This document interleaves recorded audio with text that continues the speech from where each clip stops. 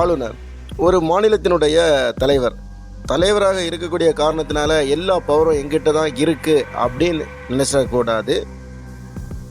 ஒவ்வொரு பதவிகளுக்கும் ஒவ்வொரு வரைமுறைகளை இந்திய அரசியலமைப்பு சட்டம்னு சொல்லக்கூடியது நமக்கு கொடுத்திருக்குது. அந்த சட்டத்தை பற்றி நீங்களும் தெரிந்து கொள்ளணும். அதற்காக தான் இந்த பதிவை நீங்கள் பார்க்குறதுக்கு முன்னாடி மறக்காமல் நம்ம சேனலையும் கொஞ்சம் சப்ஸ்கிரைப் பண்ணுங்கள். பக்கத்தில் ஒரு பெல் ஐக்கான் இருக்கும், அதையும் கொஞ்சம் ஆன் பண்ணிடுங்க. நான் ஜமால் முகமது சாபிமான். இது டைம் பாஸ், உங்களுக்கான தேடல். மாப்பிள்ள இவரு தான், ஆனால் அவர் போட்டிருக்க சட்டம் மட்டும் என்னது அப்படின்னு சொல்கிற மாதிரி தான் ஆளுநருடைய பதவியும். அப்போ ஆளுநர் பதவிக்கு அதிகாரமே இல்லையா அப்படின்னு சொல்லக்கூடிய கேள்விக்கும் வந்துடக்கூடாது. ஒரு மாநிலத்தினுடைய தலைவராக ஆளுநர் இருந்தாலும் அந்த மாநிலத்தை நிர்வாகம் செய்யக்கூடிய முழு அதிகாரம் யாருக்கிட்ட பெருவாரியாக இருக்குன்னு பார்த்தோன்னா நிச்சயமாக முதலமைச்சர்கிட்ட தான் இருக்கும். அப்படி இருக்கக்கூடிய நேரத்தில் அவங்க எதற்காக இந்த ஆளுநர் பதவியை உருவாக்கி வச்சிருக்காங்கன்னு சொல்லக்கூடிய அந்த கேள்விக்கு பதில் கிபி 1600 இருந்து 1858 இந்த இடைப்பட்ட காலத்தில் ஈஸ்ட் இந்தியா கம்பெனி தான் இந்தியாவில் பெரும் பகுதிகளை நிர்வாகம் செய்துட்டு இருந்திருக்காங்க. அதில் ஒரு பகுதி தான் மெட்ராஸ் பிரசிடென்சின்னு சொல்லக்கூடியது. கிபி 640 சென்ட் ஜார்ஜ் ஃபோர்ட்டில் கவர்னர் ஆஃப் மெட்ராஸ்ன்னு சொல்லக்கூடிய ஒரு பதவியை ஏற்படுத்துகிறாங்க. இதன் மூலம் அந்த நிர்வாகத்தை அவங்க கட்டுப்படுத்துறதுக்காக அதை ஏற்படுத்தி இருக்காங்க. அதன் பிறகு பார்க்கக்கூடிய நேரத்தில் கிபி 1668 பாம்பே பிரசிடென்சி உருவாகுது. அதாவது போர்ச்சுகீசியர்கிட்ட இருந்து அந்த பகுதியை அவங்க கைப்பற்றின பிறகு அங்கேயும் என்ன பண்ணுறாங்கன்னா கவர்னர் ஆஃப் பாம்பேன்னு சொல்லக்கூடிய ஒரு போஸ்ட்டை உருவாக்குறாங்க.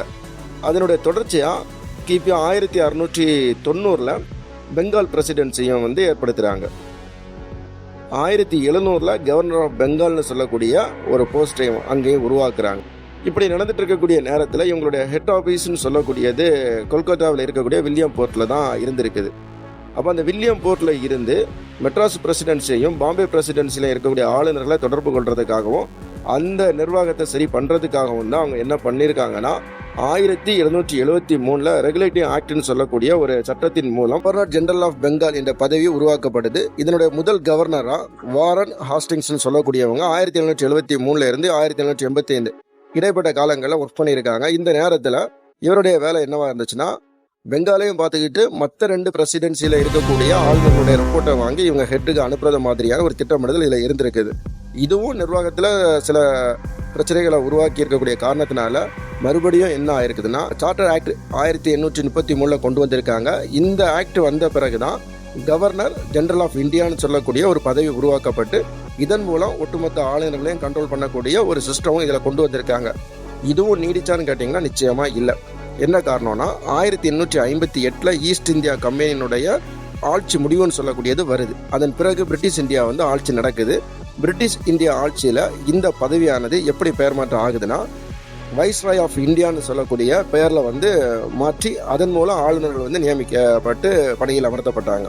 அதன் பிறகு 1919 இயற்றப்பட்ட இந்திய அரசு சட்டம் இந்திய அமைச்சர்களிடம் ஒப்படைத்து இருந்தாலும் சட்டம் இயற்றக்கூடிய இடத்துல ஆளுநருக்கு வீட்டோ பவர்னு சொல்லக்கூடியதையும் கொடுத்து வச்சுருந்தாங்க. எதனாலனா அமைச்சர்கள் ஏதாவது தவறான சட்டங்களை ஏற்றி அதை நடைமுறைப்படுத்தி அதனால் ஏதாவது பிரச்சனைகள் அதை தடுக்கக்கூடிய முழு அதிகாரம் அந்த நேரத்தில் ஆளுநர்கிட்ட தான் இருந்திருக்குன்னு சொல்லக்கூடியதை இதில் நம்ம கவனிக்கணும். இந்திய அமைச்சர்கள்னு சொன்ன உடனே அவங்க இந்திய நாட்டுக்கு விசுவாசமாக இருப்பாங்க அப்படின்னு நம்ம நினச்சிடக்கூடாது. முழுக்க பிரிட்டிஷ் அரசாங்கத்துக்கு தான் அவங்க விசுவாசமாக இருக்கிறத மாதிரியான நபர்களை தான் அவங்க தேர்ந்தெடுத்து அந்த அதிகாரங்களை கொடுத்து வச்சுருந்தாங்க. இதற்கான காரணங்கள் போன பதிவில் நம்ம தெளிவாக சொல்லியிருக்கிறோம். இப்படி இருக்கக்கூடிய நேரத்தில் தான் 1935 மறுபடியும் ஒரு இந்திய அரசு சட்டம்னு சொல்லக்கூடியது ஏற்றப்படுது. இந்த சட்டத்தில் மாகாணங்களுக்கு தன்னாட்சின்னு சொல்லக்கூடியது அதிகப்படியாக வழங்கப்படுது. அதனால ஆளுநருடைய அதிகாரம் சொல்லக்கூடியது கொஞ்சம் கொஞ்சமாக குறைக்கப்படுது. இப்படி இருக்கக்கூடிய நேரத்தில் இந்தியாவும் சுதந்திரம் அடையுது.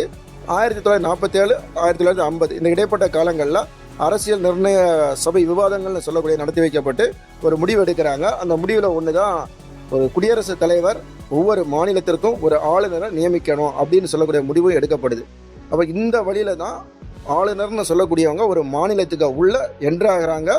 சுதந்திரம் அடைஞ்ச பிறகு நம்முடைய நாட்டில் அரசியலமைப்பு சட்டம் உருவாக்கப்பட்ட போது மாநில அரசுகள் முழுமையான சுதந்திரமாக செயல்பட்டு தங்களுடைய மாநிலத்தினுடைய வளர்ச்சிக்காக பாடுபட வேண்டும் என்ற ஒற்றை நோக்கத்திற்காக மாநிலங்களுக்கு முழுமையான சுதந்திரம்னு சொல்லக்கூடியது வழங்கப்பட்டு இருந்திருக்கு. அதே நேரத்தில் நாட்டினுடைய ஒருமைப்பாட்டை காக்க வேண்டியதும் இதுல முக்கிய கடமையா இருந்த காரணத்தினால ஒவ்வொரு மாநிலத்தையும் கண்காணிக்கிறதுக்காக ஒன்றிய அரசால ஒரு கண்காணியை நியமிச்சிருக்காங்க. அந்த கண்காணி தான் ஆளுநர் அப்படின்னு சொல்லக்கூடியவங்க. இந்த ஆளுநர்னு சொல்லக்கூடியவங்க ஒன்றியத்தை யார் நிர்வாகம் பண்றாங்களோ அவங்களால முடிவு செய்யப்பட்டாலும் பிரசிடென்ட் ஆஃப் இந்தியா அவங்களால தான் நியமனம்னு சொல்லக்கூடியது செய்யப்படும். இந்த இடத்துல ஒன்றிய அரசை சார்பு இருக்கிறதுனால தான் இதுல பல பிரச்சனைகள்னு சொல்லக்கூடியதும் வருவதற்கும் காரணமா இருக்கதே நாம இன்றைய காலகட்டங்களில் நடந்துட்டு இருக்கக்கூடிய பல நிகழ்வுகள்ல இருந்து நாம தெரிந்து கொள்ள முடியும். இத்தனை நூற்றாண்டுகள் கடந்த பிறகும் ஆளுநர் பதவி தொடர்ந்து முக்கியமானதாகவும் சர்ச்சைக்குரியதாகவும் இருக்கதான் செய்து. காரணம், மத்திய மாநில அரசுகளுடைய அதிகார போட்டியே இதில் முதன்மையான காரணமா இருக்கிறதுனா இந்த பிரச்சனைகளுக்கெல்லாம் ஆதாரமா இருக்குது. இது எந்த மாதிரியான பிரச்சனைகள் சொல்லக்கூடியது நம்ம தனியா ஒரு பதிவுல அதை பற்றியே நாம தெரிந்து கொள்ளலாம். இந்த பதிவுல இதுவரைக்கும் நம்ம எதை பற்றி பேசியிருக்கிறோம்னா, ஒரு ஆளுநருடைய பதவின்னு சொல்லக்கூடியது எப்போது எதற்காக உருவாக்கப்பட்டு இருக்குது, அதனுடைய அதிகாரங்கள் என்ன, அது எப்படியெல்லாம் காலத்துக்கு தகுந்த மாதிரி மாறி வந்திருக்குன்னு சொல்லக்கூடிய பல தகவல்களை ரொம்ப சுருக்கமாக உங்களுக்கு புரியக்கூடிய வகையில் நான் பேசியிருக்கிறேன். நிச்சயமாக இந்த தகவல் உங்களுக்கு மிகுந்த பயனுள்ள ஒரு தகவலாக இருக்கும்னு சொல்லி நம்புகிறேன். மீண்டும் நாம் அடுத்த ஒரு நல்ல பதிவில் சந்திக்கலாம். நன்றி, வணக்கம்.